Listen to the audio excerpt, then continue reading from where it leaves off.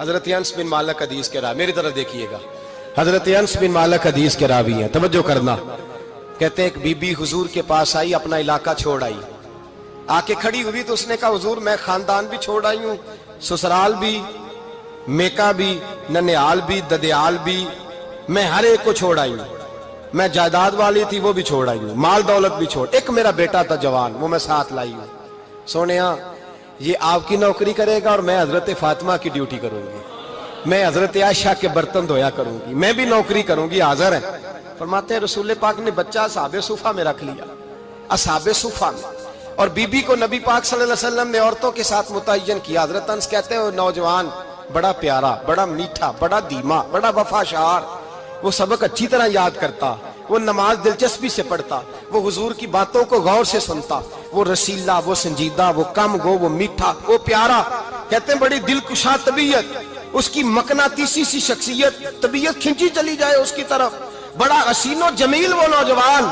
اس ماں بیٹے کے تذکرے ہونے لگے کہ بڑی جائیدادیں چھوڑ کے آئے، بڑے مال والے، انہوں نے بڑی قربانی دی ہے، ہر رشتہ ناتا توڑ کے رب رسول سے یارانہ لگایا ہے، اللہ بڑا بے نیاز ہے۔ وہ بچہ بیمار ہو گیا، شدید علیل ہوا۔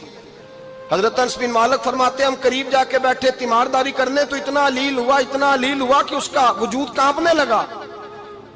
کہتے ہیں کچھ ہی دیر گزری تو اس نے کلمہ پڑھا، روح پرواز کر گئی، روح پرواز کر گئی، سننا روح پرواز کر گئی۔ کہتے ہیں نبی پاک صلی اللہ علیہ وسلم کو بلایا، حضور آئے تو آنکھوں میں آنسو۔ نبی پاک صلی اللہ علیہ وسلم نے سر پہ ہاتھ پھیرا اور پہلے حضور نے جملے ارشاد فرمایا تم غسل دو، کفن دو، میں خود اس کا جنازہ پڑھاؤں گا۔ پھر حضور نے فرمایا نہیں، اسے غسل نہیں دینا، ارادہ بدل گیا ہے، پروگرام تبدیل ہو گیا، اسے غسل نہیں دینا، کفن نہیں دینا۔ حضور کیا کرے؟ فرمایا اس کی اماں کو جا کے بتاؤ۔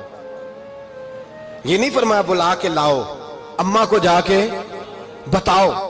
حضرت انس کہتے ہیں میں نے کوئی نرالا سے رنگ دیکھا، کوئی منفرد سا انداز دیکھا، ہمیں بھیج دیا اماں کو بلاؤ، اور خود نبی پاک اس کمرے سے نکل گئے اور حضور کے آنسو بھی یکدم خشک ہو گئے، مزاج بدل گیا، پریشانی بدل، اماں کو بلاؤ اس کی۔ پتہ نہیں ارادہ ہے محبوب کیا ہے، ارادہ ہے خدا کیا ہے۔ کہتے اس کی اماں کو جا کے خبر دی تو ماں کو تو بس کوئی اتنا بتا دے کہ بیٹا سائیکل سے گر گیا ہے، سائیکل سے گر گیا ہے۔ اماں ساری رات سوتی نہیں۔ ایک شاعر نے کہا تھا ایک مدت ہوئی میری ماں نہیں سوئی، میں نے ایک رات کہا تھا مجھے ڈر لگتا ہے، ایک رات کہا تھا مجھے ڈر لگتا ہے۔ یہ اپنے اپنے رنگ ہوتے ہیں، اپنا اپنا انداز ہوتا ہے۔ رمضان شریف کا مہینہ آتا تو میری اماں جی کہاں گری کا تیل منگاتی، چیزیں منگاتی، اور پھر زبردستی میں منع کرتا کہ اماں جی نہیں، یہ آپ کیا کر رہی ہیں، میں تو تیل ویسے بھی ذرا کم استعمال کرتا ہوں، تو رگڑ رگڑ کے، اور نہیں کتابیں بڑی موٹی ہیں، فلاں چیز بڑی موٹی، اس کا رنگ تھوڑا نرالا ہے۔ اور یہ جو ماں کا رنگ ہے نا، اس جیسا رنگ دوسرا ملتا بھی کوئی نہیں دنیا میں۔ یہ اپنی مثال آپ ہی ہے۔ اماں کو کہا تیرا بیٹا، اماں ذرا دوڑی، گری، پھر اٹھی، پھر گری، پھر اٹھی، پھر گری، روتی ہوئی آئی۔ کہتے ہیں پیچھے وہ روئی، لیکن جب بیٹے کی میت کے قریب آئی تو اب نہیں روئی۔ کہتے ہیں ہمارے چہروں پہ نظر دے ڈالی اور کہنے لگی تمہارا کلاس فیلو فوت ہو گیا ہے، واقعی چلا گیا ہے؟ کہاں پردہ کر، واقعی کہاں؟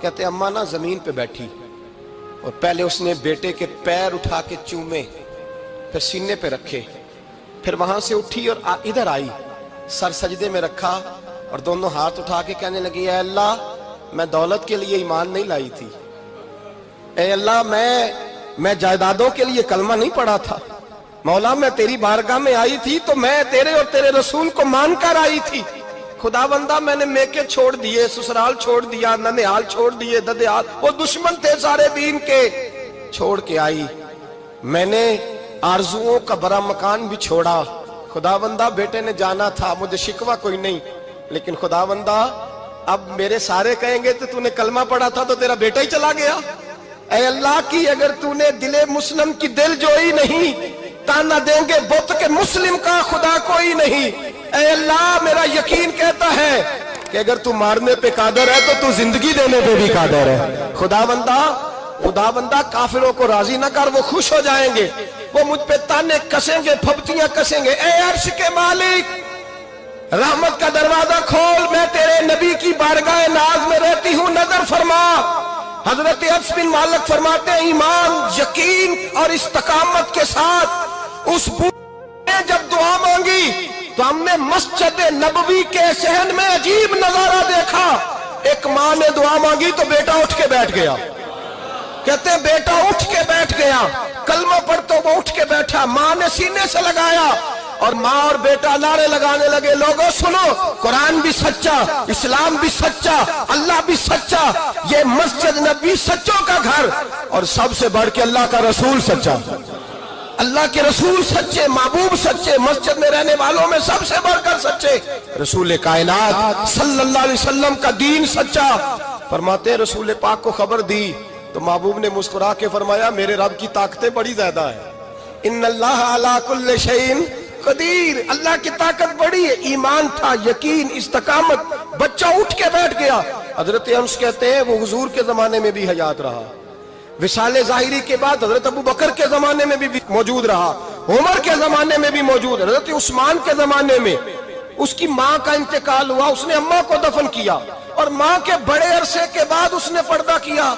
जब हम उसकी तरफ देखते थे ना, देखते उसकी तरफ थे, पर हमें उसकी अम्मा का ईमान याद आ जाता था, हमें यकीन। ओ भाई, कभी तूने रब करीम की बारगाह में सर सजदे में रख के मांगा ही नहीं, तू कभी आया ही नहीं, वरना उसके दरवाजे से कोई खाली जा सकता, सवाल ही नहीं पैदा होता, कोई खाली जाए, कोई जाता ही नहीं, वो भेजता ही नहीं, उसका अंदाज ही नहीं, उसका ये करीमाना अंदाज ही नहीं, वो भेजता ही नहीं, वो तो नवाज देता है। ईमान, यकीन, इस्तकामत अपनाइए, ओढ़िए, अपनी जिंदगी में अल्लाह तबारक व तआला के साथ जुड़िए।